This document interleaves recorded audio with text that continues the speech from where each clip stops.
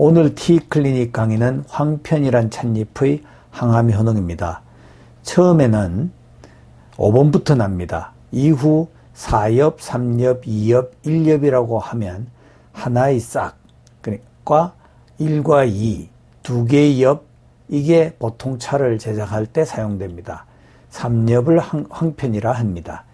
1화 1엽이라고도 하고 창처럼 생긴 싹에다가 깃발 이렇게 해가지고 일창 1기라고도 합니다. 일창 2기, 일심 1엽 상태가 우전입니다. 고구전차를 우전이라고 합니다. 그리고 이때부터 7일 정도 지나면 1화 2엽, 일심 2기, 일창 2기 차가 됩니다. 그리고 이때의 차들이 우리가 세작이라고 부릅니다. 좀 더 커지면 이제 1화 2엽 중에서도 찻잎이 커져서 중작, 대작이라고 합니다. 싹을 위주로 만든 차들이 있습니다. 녹차 중에는 우전, 세작 또는 보이차에서도 이름을 금침백년 등 싹으로 된 차에게 이런 이름이 붙습니다. 환우들과 전에 백차를 우려들고 좋은 반응을 받았습니다. 백차 중에서도 이렇게 아주 은 같은 창이 나 있는 차를 백호운침 이렇게 부릅니다. 백호가 무엇인지 설명드리겠습니다. 중국이 서양 사람들한테 차를 팔면서도 문호를 개방하지 않던 19세기 때 서양 사람들이 와서 보니까 백호라 부르면서 중국 사람들이 찻잎을 주었는데 백호의 뜻이 찻잎이 작다는 말이었습니다. 중국인이 백호 하얀 털이 났다는 의미로 말한 것을 서양인들이 백호라고 들은 것입니다. 서양 사람들은 서양의 차를 가지고 가서 이 차를 백호라고 불렀습니다. 그러니까 백호란 말은 찻잎이 작다, 싹에 해당한다든지 아니면 작은 잎 이런 의미를 가지고 이제 사용되었던 말입니다. 그런데 이 백호 이야기가 너무 많은 재밌는 이야기를 가지고 있습니다. 제일 처음에 아시아로 온 나라는 포르투갈이었고요. 그리고 네덜란드가 17세기에 아시아로 왔습니다. 아시아에 와서 무역을 접수한 다음에 중국으로부터 차를 사가지고 유럽에 갖다 뿌린 나라가 이 네덜란드입니다. 근데 네덜란드가 이때 무슨 일이 벌어졌냐 하면 스페인하고 독립전쟁을 벌였습니다. 스페인은 지금도 가톨릭 국가고 네덜란드는 기독교 국가입니다. 이 독립전쟁을 벌일 때가 16세기, 17세기에 걸쳐서입니다.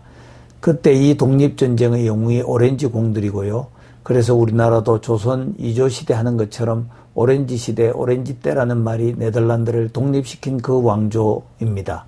그래서 네덜란드 축구하면 오렌지 군단이라 하지 않습니까? 홍차를 보면 실론티에 오렌지 페코라는 말이 들어있습니다. 이거 홍차 보면 질문하는 분들이 많거든요. 도대체 무슨 말이냐? 오렌지 공화국 네덜란드 정부가 보장하는 아주 작은 잎의 차다.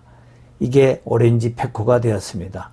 오늘 이야기는 이 오렌지 페코와 같은 찻잎을 말하는 것이 아니라 그와 반대되는 큼지막한 찻잎, 그러니까 저기서 앞에 보는 3편, 4편에 해당하는 차입니다. 황편차는 큰 찻잎입니다. 잎을 보셔도 굉장히 크다는 것을 알 수 있습니다. 황편차의 특징은 다음과 같습니다. 보이차를 만드는 찻잎보다 아래쪽에 붙어 있어 햇빛을 잘 받지 못해 성장이 정지된 찻잎, 대부분 3엽입니다. 양분의 이동이 원활하지 못하였을 뿐으로 양분이 남아있는 상태이며 목질화가 진행되지 않은 상태의 잎, 외형이 예쁘지 않아 골라낸 것이지 품질이 좋지 않다는 뜻은 아닙니다. 살청하면 누런색을 띠기에 황편이라고 부릅니다.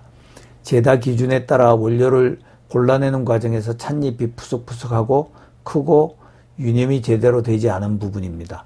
황편의 품질 자체는 원료가 되는 차밭의 품질과 일치합니다. 양분 이동이 중단된 노엽과는 구분됩니다. 황편차의 이로움은 다음과 같습니다. 노황편은 잎 조직이 두툼하고 실해서 그 맛이 달고 깊고 풍부하면서 내포성도 좋습니다. 황편의 맛은 쓰지도 떨지도 않으며 향은 독특합니다.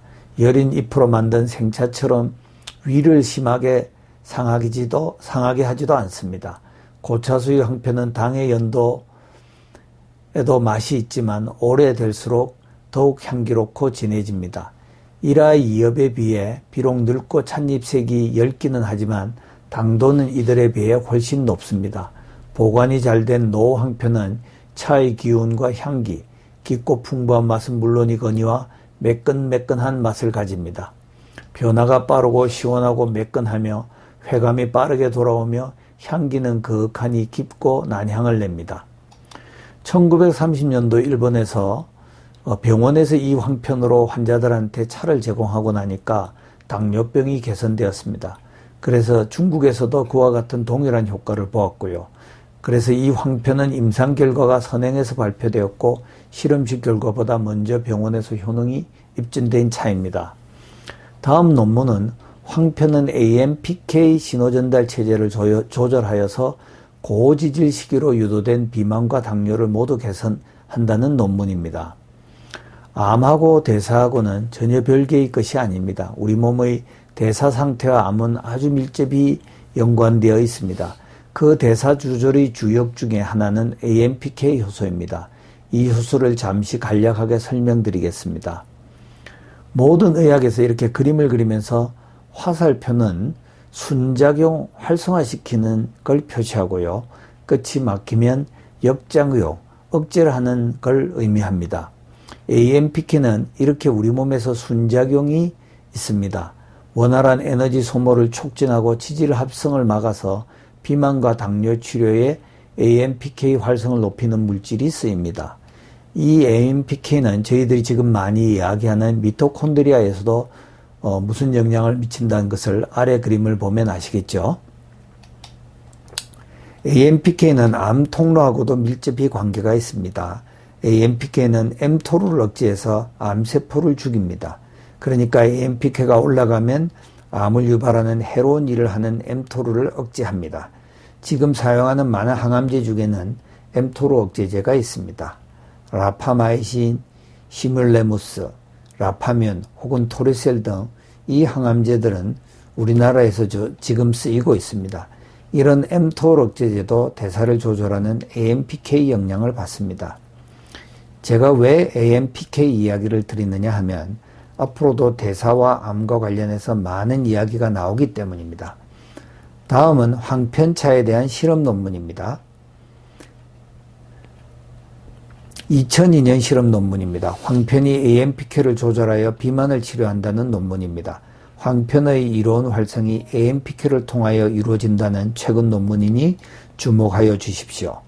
오늘 황편의 항암 효능에 대해서 배웠습니다. 건강에 좋은 차에 대한 이야기는 끊임없이 계속될 것입니다. 감사합니다.